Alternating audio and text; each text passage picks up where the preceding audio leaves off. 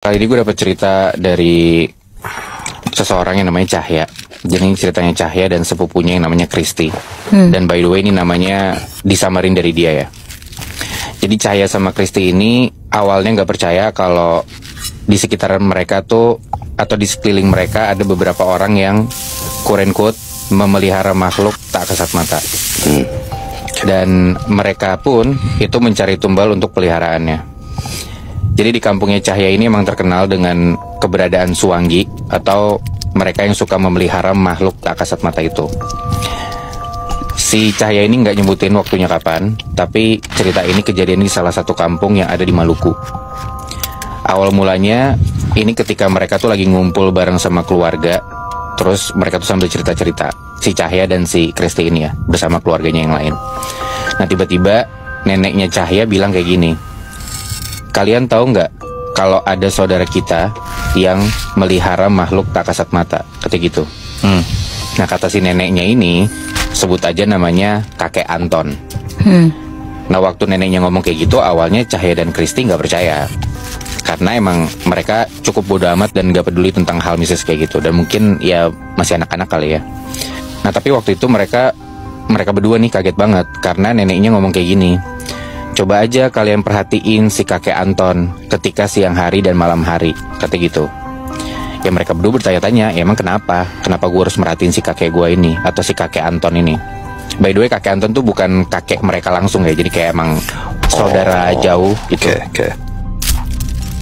Nah besokannya Cahya sama Kristi ini lagi duduk-duduk gitu di depan rumah di siang hari. Mereka lagi ngobrol-ngobrol dan mereka ngelihat ada si kakek Anton ini lewat depan rumah. Mereka keinget dong sama omongan dari nenek mereka kemarin. Tiba-tiba Kristi bilang gini ke Cahya, nggak ada yang aneh kok sama kakek Anton. Mungkin karena umurnya udah tua aja, terus jalannya pelan-pelan, bungkuk. Ya mungkin emang udah umur gitu loh. Nah Cahya pun ngerasa juga kayak gitu. Nah singkat cerita, malamnya nih, di malam harinya Cahya dan Kristi tuh baru balik dari rumah tantenya itu. Terus mereka mampir ke warung sebentar buat beli snack. Posisi warungnya ini tuh seberang-seberangan sama rumahnya Cahya. Pas mereka lagi asik ngemil di depan rumah, tiba-tiba Cahya ngeliat kakek Anton tuh lewat di samping warung yang tadi mereka samperin. Awalnya biasa aja, tapi setelah itu Cahya baru nyadar ternyata kakek Anton ini jalannya tuh cepat, terus badannya tegak. Padahal sebelumnya mereka lihat si kakek ini bongkok kan. Itu udah satu hal yang aneh tuh. Terus di situ Kristi juga nyadar dan dia langsung bilang, lo lihat nggak? Mereka gak ngomong apa-apa dan akhirnya langsung masuk ke dalam karena ya udah sama-sama tahu aja gitu. Nah pas di dalam rumah baru nih si Cahya ngomong ke Kristi, apa jangan-jangan yang dibilang sama nenek itu bener ya? Kristi juga ngangguk-ngangguk akhirnya, ngerasa kayaknya iya deh bener. Shock lah mereka berdua. Tapi udah mereka coba lupain aja dan malamnya mereka coba untuk tidur. Keesokan harinya ada saudaranya Cahya yang habis melahirkan. Itu sekitar jam 7 atau jam 8 pagi. Nah Cahya dan keluarganya ini jenguk di sore hari sekitar jam 4 sore. Dan rumah saudaranya ini tuh di dekat pantai. Setelah jalan beberapa menit, mereka sampai di rumah saudaranya itu.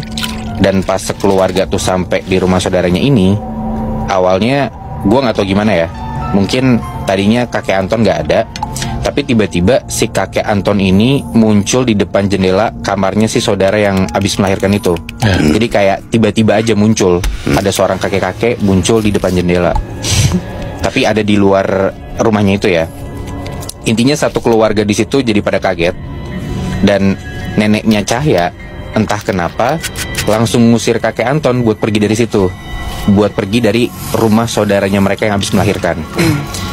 Ya buat gue sih aneh, karena kayak ya kenapa diusir gitu kan, padahal kan saudara sendiri. Harusnya kalau misalkan ditengokin gak apa-apa dong.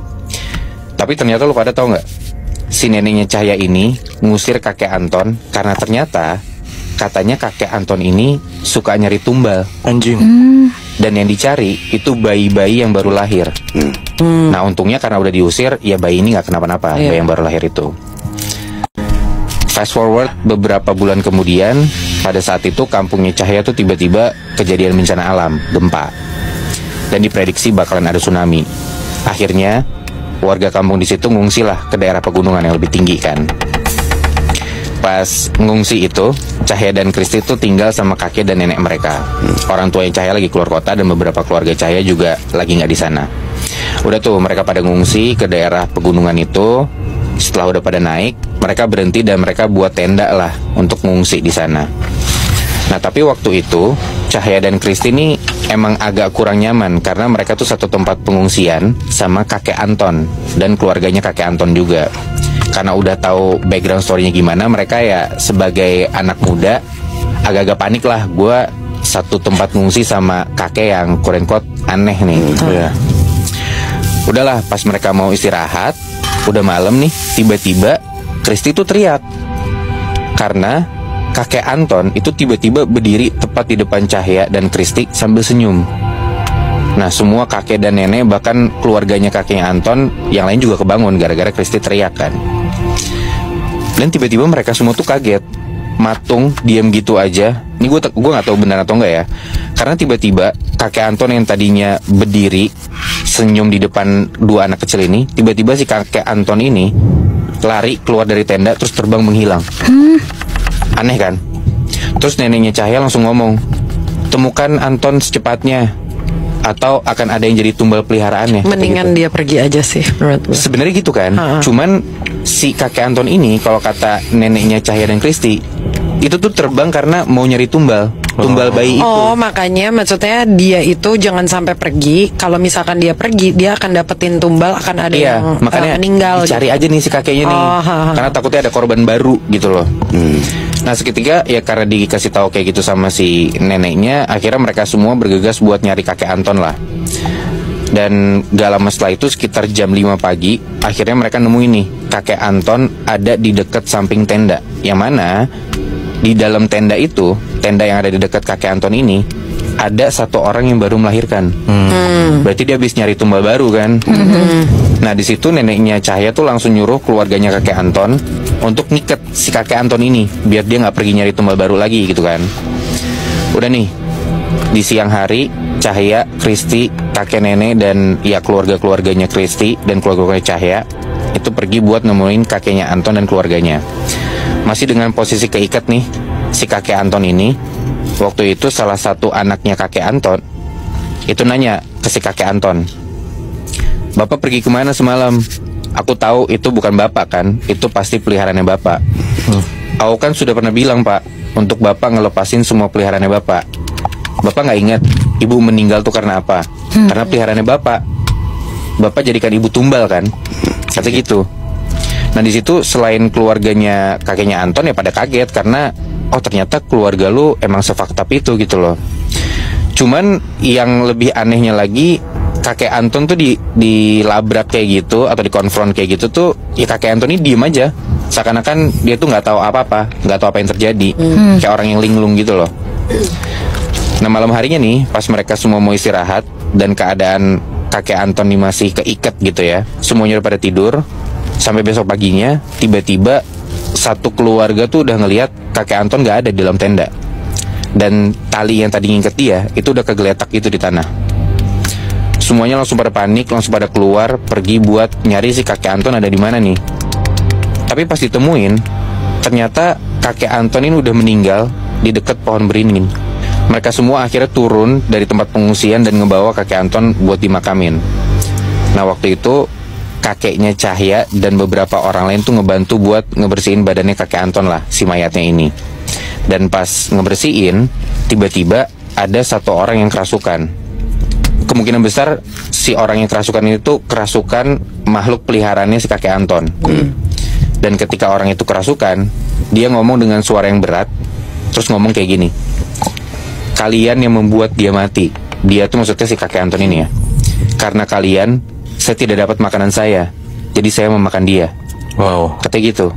Si orang yang kesurupan ini pun sambil senyum terus ketawa gitu. Dan tiba-tiba senyum-senyum itu dia. Dan tiba-tiba orang yang dirasukin ini pingsan. Gitu aja. Jadi kesimpulannya adalah ya kenapa si kakek Anton ini tiba-tiba mati. Bergegas banget untuk nyari-nyari si tumbal itu karena atau enggak dianya yang mati gitu. Karena ya kalau misalnya kita juga udah tahu ya kalau misalkan kita bermain ilmu hitam pasti kan ada tumbalnya atau harus dikasih makan Iya. gitu kan si makhluk gaib ini. Iya. Iya berarti kan dia bergegas selama ini tuh karena daripada nanti gue yang mati, Iya. Betul. Make sense. mendingan ya gue ngasih makan orang ya gue jahat-jahat sekalian gitu Betul. kan. Tapi ya karena dia udah diikat dan dia nggak bisa nyari makan, akhirnya si peliharaannya ini makan inangnya sendiri. Gila sih anjing. Makanya jangan main-main kayak gitu. Itu dia.